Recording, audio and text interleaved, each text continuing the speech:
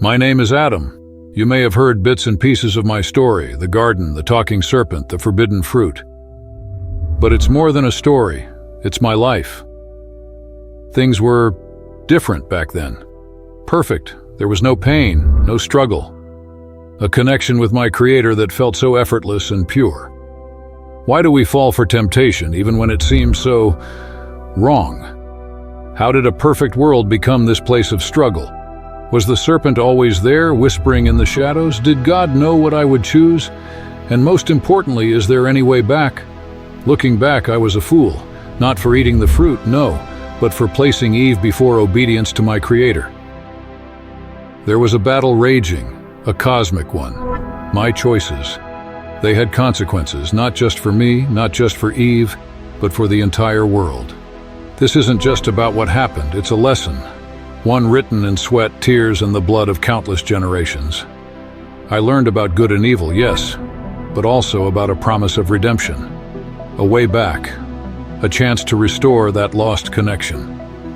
My story isn't just about the past, it echoes in every decision we face. If you long to understand the battle between good and evil, the cost of freedom, and the lingering hope of something better, then stay. I have truths to share. The garden. It wasn't just a place, it was a state of being. Every breath was a gift, each day an unfolding wonder. The air shimmered with a life force so pure it resonated within me.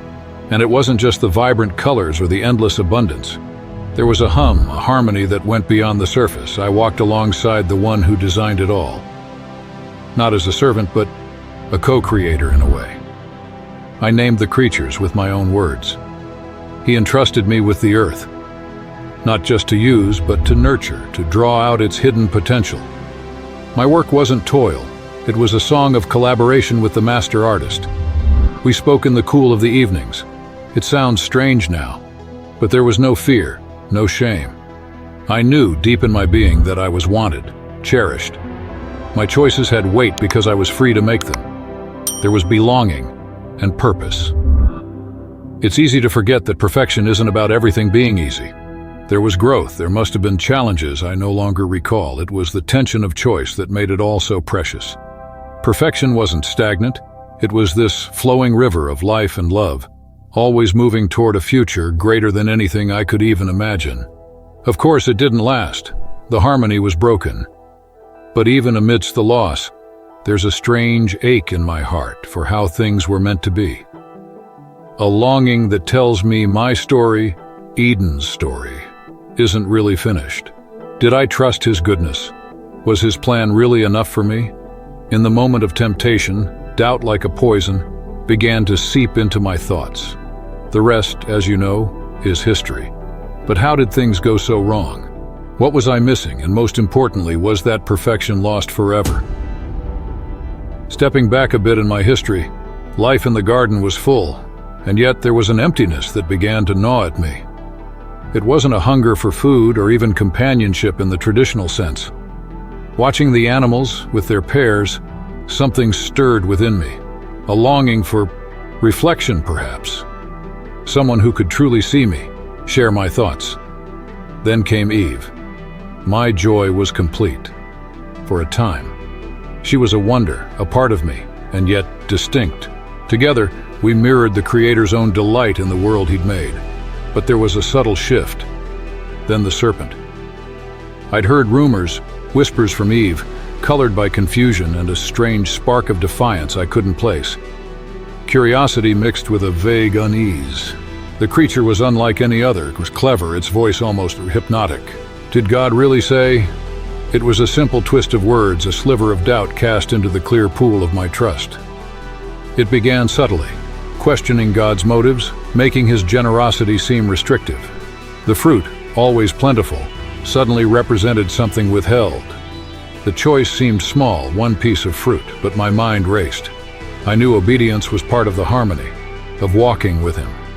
I knew the consequences. The transgression of the law is death, and Eve had already eaten from the fruit. Losing my companion also seemed too difficult. This was no mere temptation of the senses. It was a battle for allegiance. Without realizing it, I was listening to a different voice. One that painted God not as the giver of life, but as a threat to my own potential. I wish I could say I saw the evil then, the cosmic war playing out in my own heart, but I was blinded. My choice wasn't born solely of desire, but from a deeper deception, a belief that I knew better than the one who had breathed me into being. The consequences of that choice, well, you know those better than I do. But in the midst of the pain, the confusion, a question lingers. Why didn't God simply stop us? Was it a lack of power? Or was there something more at play? A plan I couldn't fathom amidst my brokenness. The moment that fruit touched my lips, something within me snapped. The vibrancy of the world seemed to fade, replaced by a cold, harsh light. The eyes I had looked into with boundless love suddenly seemed accusatory. For the first time, I felt naked, exposed. Shame burned through me. We created crude coverings, a desperate attempt to hide not from each other but from God. Yet the deeper wound was invisible. The bond with Eve, once seamless, frayed at the edges. Blame whispered between us. You tempted me. You doubted first that we hid from him. It's laughable to think we could conceal anything from the one who knew our hearts, but fear overruled reason. The joy of our shared walks was replaced by a terror I cannot fully describe. I no longer craved his presence, but dreaded it. Yet the worst cut of all wasn't physical. It was silence. The harmony that had always hummed around me was replaced by a void. It was as if the source of life had been dammed up, leaving me parched and desperate. I had severed myself from the very being that sustained me. In the wake of our exile, there was judgment, of course. The pronouncement echoed in my ears. Cursed is the ground because of you. By toil you will eat of it all the days of your life. Thorns and thistles it will yield for you, and you will eat the plants of the field. By the sweat of your brow you will eat your food until you return to the ground. For dust you are, and to dust you will return. These consequences were unavoidable, the bitter harvest of a choice freely made. Yet even amidst the pronouncement of my sentence, there was a flicker of something unexpected.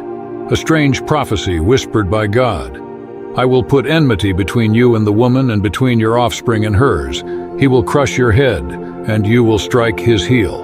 A promise of a struggle to come, a future victory over the source of our deception. It was a threadbare hope, difficult to grasp, but I clung to it. Then came an act that baffled me. Before sending us out, he clothed us. Not in the crude leaves we'd sown, but with something sturdier, a covering taken from the life of an animal. A sacrifice. Was this a symbol of the cost of sin? A stark reminder of what our choices had wrought? Or was it a foreshadowing, a promise of a future covering that went beyond the physical? Banishment from Eden seemed the final cruelty. Perhaps it was. And yet, what if it was also a strange kind of mercy? He had declared, "You must not eat from the tree of life, or you will live forever." Locked in our fallen state, immortality would have been an unending curse. Exile, however painful, left open a sliver of possibility. The possibility of change, of redemption. Life outside was a relentless struggle. But even in those bleak years, there were moments when Eve would laugh in the sunlight holding a newborn child, or when Abel's simple offering rose towards God. It was a defiant sort of hope, not a promise of an easy life, but the knowledge that we were not entirely forsaken. I taught my sons what I could, shared the fading memories of Eden and the stories of our fall. And as they grew, I saw a reflection of my own struggles in them and their choices, the flicker of rebellion alongside the yearning for something more. We stumbled often and hard.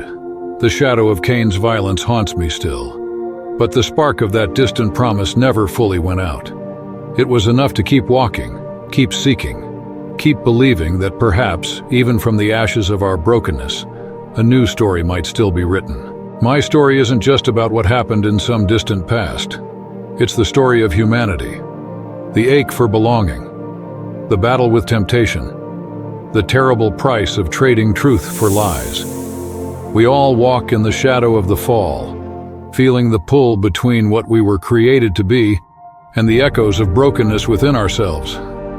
But notice the word echoes. It means the original sound still exists. Across history, throughout every culture, there's this longing written in the human heart, a yearning for restoration, for relationship, for that elusive perfection we dimly recall. We try to fill that void. With power, possessions, relationships turned into idols. We build our own little kingdoms and grasp desperately for control. And time again, we end up exiled, realizing that nothing this world offers can truly satisfy that ache. The question isn't whether we are all descended from Adam. The question is, what choices will you make with the freedom you are given? Will you listen to the subtle whispers, the twisting of truth that promises satisfaction apart from the one who designed your very soul? Or will you fix your eyes on that stubborn spark of hope, the promise of a redeemer, of restoration, of a pathway back to our true home? I began this story a fool, believing I could find fulfillment on my own. I end it knowing the only path to true life is through surrender, through trusting that His plan was always greater than anything I could have imagined. My story is one small piece in the grand tapestry God is weaving, a tapestry of sacrifice, redemption, and the stubborn refusal to let darkness have the last word.